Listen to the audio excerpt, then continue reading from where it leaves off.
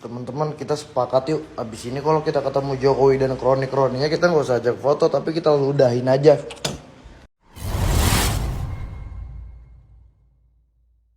Dengan melihat video di awal, kita sudah bisa menilai bahwa rakyat semakin berani dan peka terhadap situasi yang ada di negeri kita semakin dirusak oleh Jokowi. Bayangkan guys, demi sebuah ambisinya terhadap kekuasaan, sampai-sampai MK dibegal oleh Jokowi. Untuk itu langsung saja kita simak terlebih dahulu seperti apa komentar-komentar pedas para netizen. Buat Bapak Jokowi, sudahin Pak masa keserakahan.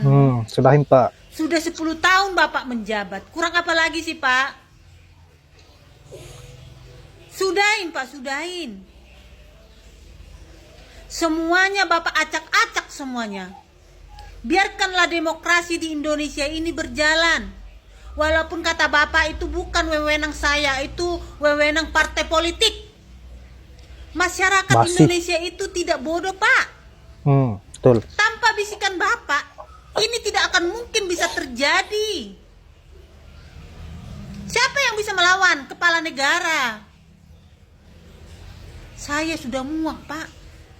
Biarkan orang berkompetisi. Kalah menang itu soal biasa. Jangan Bapak paksakan keluargamu, anakmu untuk mencalonkan yang belum cukup umur supaya tidak jadi contoh untuk kedepannya.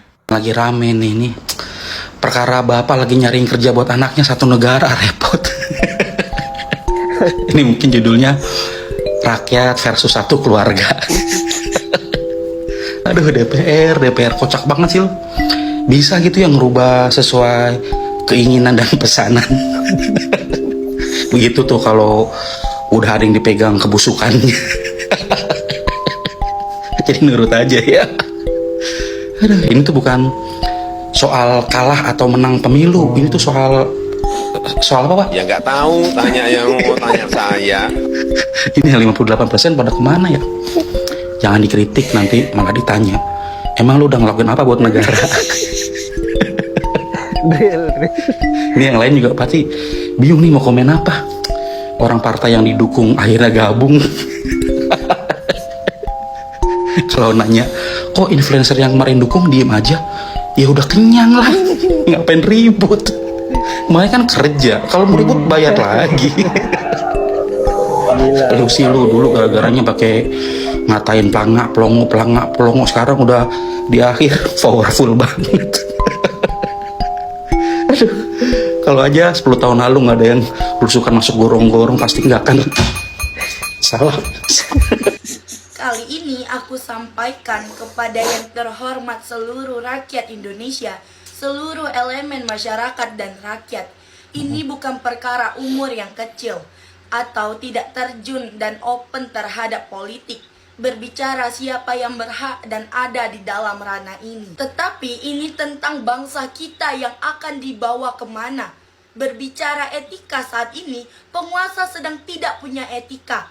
Penguasa saat ini sedang menyusun strategi dan siasat penghancur bangsa. Putusan MK 60 dan 70 yang seharusnya menjadi benteng rakyat lagi dan lagi diperkosa secara terang-terangan dan demokrasi dihianati secara membabi buta. Saat ini tidak ada lagi kalimat pasrah. Orang rendah tidak punya hak, rakyat diam saja. Atau elemen tetek bengek apatis lainnya, entah itu golongan A dan golongan B. Sampingkan dulu ego dan kepentingan pribadi. Ini demi Ibu Pertiwi, demi kelanjutan demokrasi bangsa ini. Jadi, ayo sama-sama kita kawal putusan MK. Ayo sama-sama membela dan melindungi demokrasi kita. Ini negara milik kita semua, rakyat Indonesia. Bukan milik seorang ayah yang diwariskan kepada anak. Bukan milik sebuah keluarga besar yang diwariskan hingga cucu dan cicit dari eyang. DPR, kalau tidak bisa bekerja, diam saja. Jangan tiba-tiba bekerja tapi buat ulah. Salam demokrasi. Ini kejadian 98 saya rasa bakalan terulang kembali. Aduh, bahaya. Rusaknya demokrasi kita saat ini sudah benar-benar tidak tahu lagi. Hari Selasa, MK mengeluarkan keputusan mengenai undang-undang 60 dan 70. Di hari Rabu begitu gercepnya DPR melakukan sidang untuk menganulir keputusan MK. Sedih ya guys ya. Kalian para rakyat, saya nggak ngomongin 1, 2, 3, semua rakyat yang masih waras. Karena banyak saya temukan dari pemilih 02 kemarin yang juga sudah sadar hari ini ketika MK dianulir oleh DPR kita. Kalian yang masih peduli sama negara, tolong buka mata hati kalian. Ini negara kita, negara sebesar ini, bisa-bisanya dipermainkan oleh satu keluarga seperti ini. Hanya karena ambisi satu orang, satu keluarga, negara dirusak sedemikian rupa. Keputusan MK yang seharusnya final dan banding, ya. Yang artinya keputusan MK udah tidak bisa lagi diganggu gugat, Tuhan. Kalau kalian pernah sekolah pasti kalian tahu. Saya nggak usah bilang kalian kuliah deh. Di SMA, SMP ini sudah diajarkan apa itu yang namanya legislatif, yudikatif, eksekutif. Itu semua sudah diajarkan. Saya benar-benar kayak ini bukan tentang PDI atau tentang Anies atau tentang siapapun. Ini tentang negara, tentang demokrasi kita yang sudah diacak-acak kayak gini loh. Kalau MK saja sudah bisa dianulir sama DPR seperti ini, nanti bagaimana keputusan kebijakan-kebijakan yang levelnya itu lebih rendah dari MK gitu. Kalian yang bilang, kalian orang bodoh yang bilang kami takut sama Kaisang maju menjadi gubernur. Kalau pilih ya kalau mau ya pilih, enggak ya udah. Itu benar-benar pemikiran orang goblok. Kalian paham nggak? Bagaimana alurnya, bagaimana prosesnya? Ada undang-undang untuk meloloskan si Kaisang ini.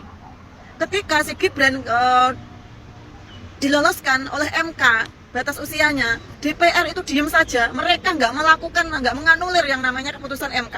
Ketika kami rakyat meminta agar batas usia kami dalam mencari kerja, pelamar kerja, batas usianya nggak usah dibatasi, DPR diam saja, nggak melakukan anulir pada keputusan MK, bahkan tidak memperjuangkan suara-suara kami, suara-suara rakyat. Kalian para penyembah Jokowi sakit lah, sudah separah ini sakit kalian. Kalau kalian bilang semua salah Jokowi, semua bukan salah Jokowi, kalian tidurnya terlalu lama apa terlalu gimana sih? Dia sudah mengatur strategi dengan mengganti Kemenkumham, Yasona Lawli diganti dengan orang dia. Terus begitu ada keputusan MK, dia memanggil menteri baru ke istana. Itulah langkah-langkah Jokowi untuk mengamankan keputusan MK. Untuk cawe-cawe keputusan MK, saya sampai udah nggak ngerti lagi. Bener-bener semalaman saya tuh kayak berpikir, saya sampai mengeluarkan air mata. Ini negara saya, ini bukan tentang PDI, bukan tentang Anies, bukan tentang siapalah. Ini tentang demokrasi negara kita. Kalian DPR sebenarnya itu kalian itu mewakili suara siapa? Rakyat yang mana yang kalian wakili? Jangan mentang-mentang kalian punya kuasa, jangan mentang-mentang kalian diiming-imingi jabatan, diiming-imingi kekayaan sama Jokowi, kalian bisa seenaknya mempermainkan rakyat seperti ini. Yap, sangat miris ya guys. Semakin kesini perilaku Pak Jokowi semakin membrutal terhadap kekuasaan. Negeri kita semakin diacak-acak, aturan tidak lagi berlaku. Apapun itu pasti diubah demi kepentingan pribadinya. Dan saya kira sudah saatnya rakyat untuk turun. Negara ini adalah negara milik bersama, bukan negara milik Jokowi dan keluarganya. Baiklah sahabat-sahabat, saya kira hanya itu. Terima kasih sudah menyempatkan diri untuk menonton, dan saya akhiri dengan ucapan wallahul muwaffiq ila aqwamit thoriq. Assalamualaikum warahmatullahi wabarakatuh.